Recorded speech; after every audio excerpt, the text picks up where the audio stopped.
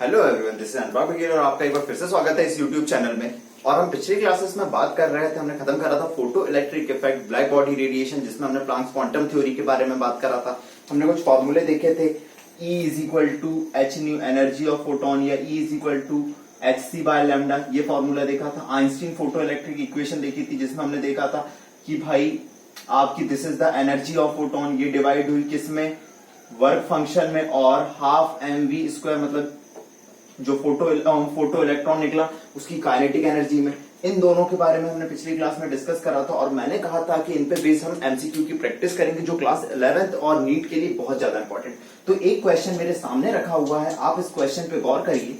कहने की क्या कोशिश कर रहा है, the maximum kinetic energy of electron is found to be 6.63 into 10 to the power -19। चलिए, जो मैक्सिमम काइनेटिक एनर्जी इलेक्ट्रॉन की, मतलब जब फोटोन आया और इलेक्ट्रॉन निकला तो उसकी मैक्सिमम काइनेटिक एनर्जी इतनी है। ठीक है, जब मेटल को कितने से इरेडिएट किया, फ्रीक्वेंसी कितनी दी हुई है, 2 into 10 to the power 15 hertz. तो हमसे पूछ रहा है थ्रेशोल्ड फ्रीक्वेंसी क्या होगी। चलिए देखते हैं, हमें क्या पता है। आइंस्टीन फोटो इलेक्ट्रिक इक्वेशन क्या कहती है, h nu is equal to H nu not plus half m b square. चलिए, हाफ एम वी स्क्वायर की वैल्यू हमें दी हुई है मैक्सिमम काइनेटिक एनर्जी, तो लिखते हैं एच की वैल्यू कितनी होती है, 6.6 into 10 to the power -34। कितनी फ्रीक्वेंसी मेटल की रेडिएट कर रहे हैं अपन, 2 into 10 to the power 15 hertz. H हमें पता है 6.6 into 10 to the power -34। New not होती थी थ्रेशोल्ड फ्रीक्वेंसी जो हमें निकालना है। चलिए, मैक्सिमम काइनेटिक एनर्जी की होल वैल्यू दी हुई है 6.63 into 10 to the power -19। ये सारी वैल्यूज हमें दी हुई है।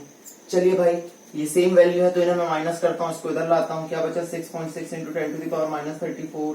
कैलकुलेशन थोड़ी टफ हो सकती है लेकिन क्वेश्चन बहुत इजी होते हैं। 6.6 into 10 to the power -34 into nu not is equal to 6.63 into 10 to the power -19। चलिए भाई, हमें क्या दिख रहा है, ये वैल्यू और ये वैल्यू कॉमन है, बाहर निकाला। 6.6 into 10 to the power -34 अपन ने कॉमन निकाला, बचा क्या, 2 into 10 to the power 5 minus new not. चलिए, और इधर है 6.63 into 10 to the power -19।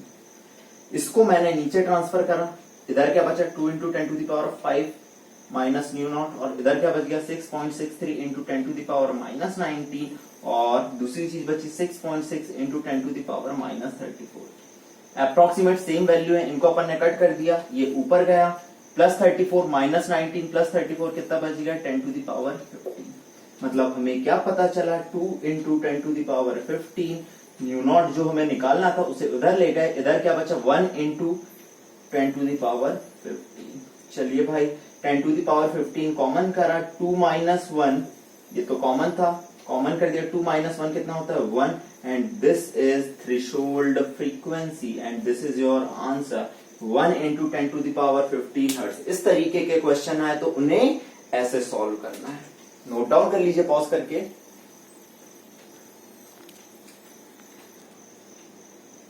O sorry, यहां पे लिखना चाहिए था मुझे 1 into 10 to the power 15 hertz.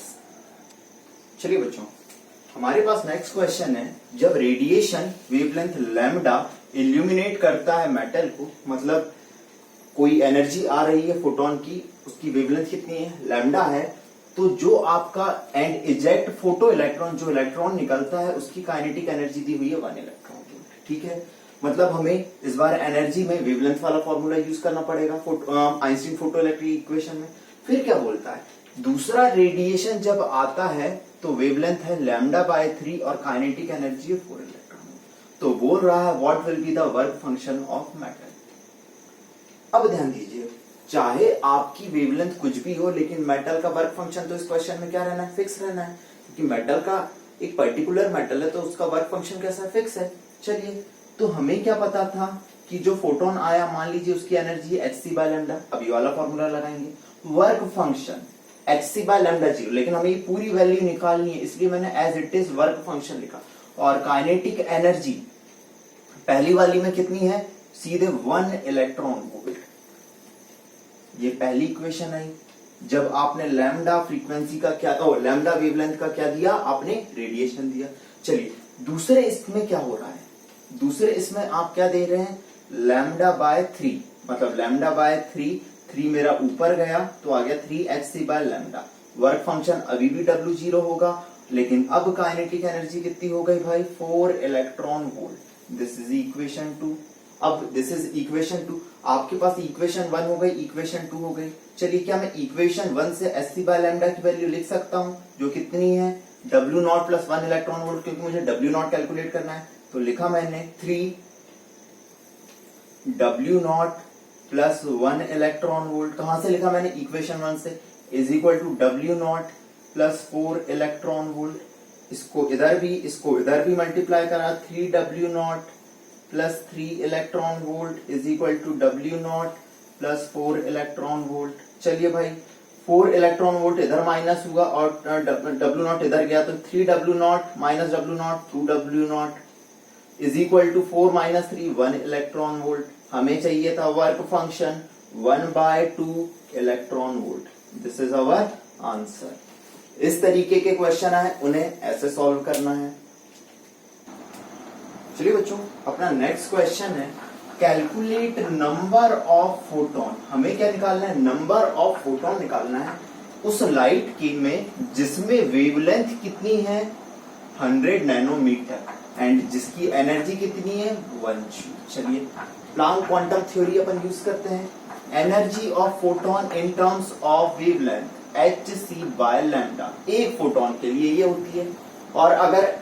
और हमने कहा था नंबर ऑफ फोटोन क्या होता है, क्वांटाइज्ड होते हैं। तो n फोटोन के लिए क्या होगी nhc बाय लैम्डा। जैसे हमने बोला था कि एक के लिए एनर्जी होती है 1hc बाय लैम्डा, 2 के लिए होती है 2hc बाय लैम्डा, 3 के लिए 3hc बाय लैम्डा, तो n के लिए nhc बाय लैम्डा। फ्रीक्वेंसी होती तो 1h new, 2h new, 3h new या nh न्यू।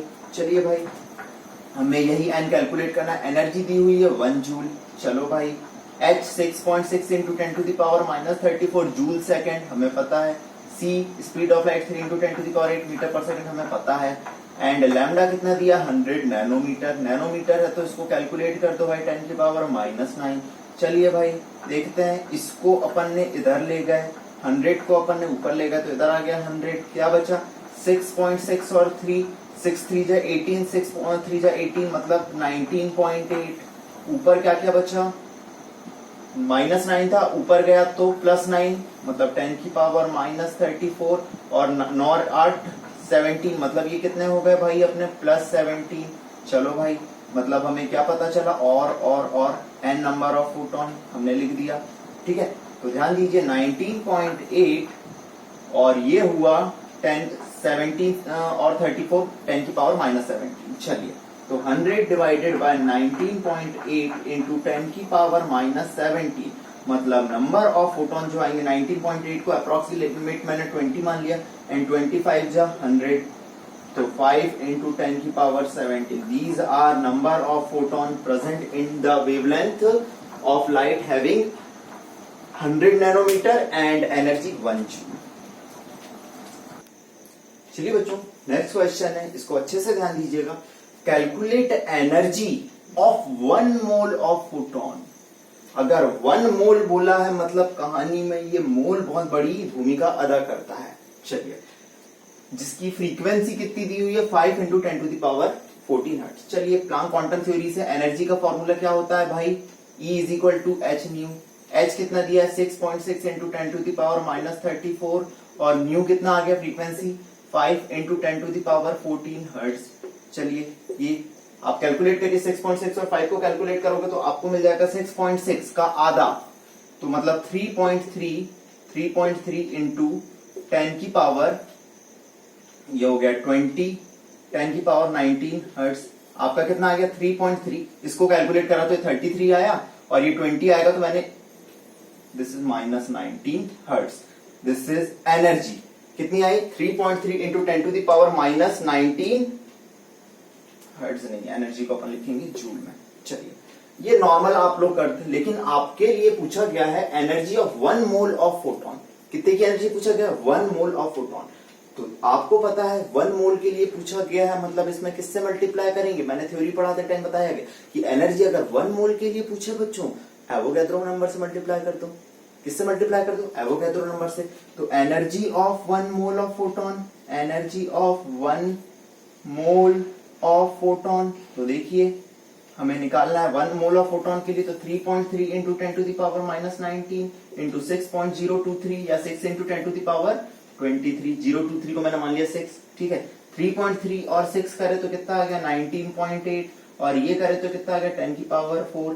इसको और मैंने एक जीरो इधर ट्रांसफर कर दिया, तो 198 इंटू 10 टू द पावर 3, मतलब 198 किलो, और एनर्जी निकाल रहे हैं तो किलो जूल। आप इस फॉर्म में आंसर लिख सकते हो, आप इस फॉर्म में लिख सकते हो, इस फॉर्म में लिख सकते हो, इस फॉर्म में लिख सकते हो। इस तरीके के भी क्वेश्चन आपसे पूछे जाते हैं, नोट डाउन कर लीजिए।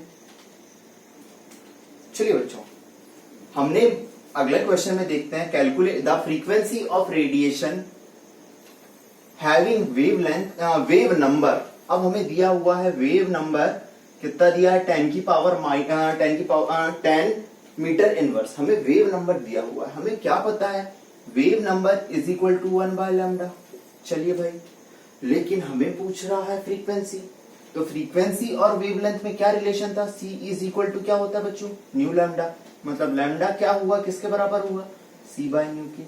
चलिए मैं लैम्डा की वैल्यू रख देता हूं इधर C बाय न्यू, लैम्डा की वैल्यू रखी C और ऊपर गया न्यू।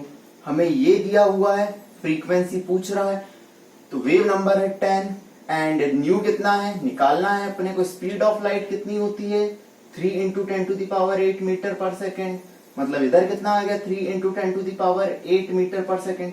इसको इधर मल्टीप्लाई करा 10 into 3 into 10 to the power 8 metre पर सेकेंड, मतलब हमें जो फ्रीक्वेंसी मिलेगी वो मिलेगी 3 into 10 to the power 9 hertz और सेकेंड इनवर्स। तो भाई आज मैंने आप लोगों को कुछ ऐसे इंपॉर्टेंट क्वेश्चन करा है आज की क्लास में, जो नीट के लिए एक बेसिक प्रिपरेशन के लिए बहुत ज्यादा जरूरी हो सकते हैं बच्चों। और इन ऐसे ही क्वेश्चन का सेशन हम करते रहेंगे, थोड़ी थ्योरी थोड़े क्वेश्चन, और क्लास आप अपने इस YouTube चैनल में कॉन्स्टेंटली बने रहिए। और अगर अभी तक आपने चैनल सब्सक्राइब नहीं करा है बच्चों, तो सब्सक्राइब करना बिल्कुल भी ना भूलें। आज के लिए धन्यवाद।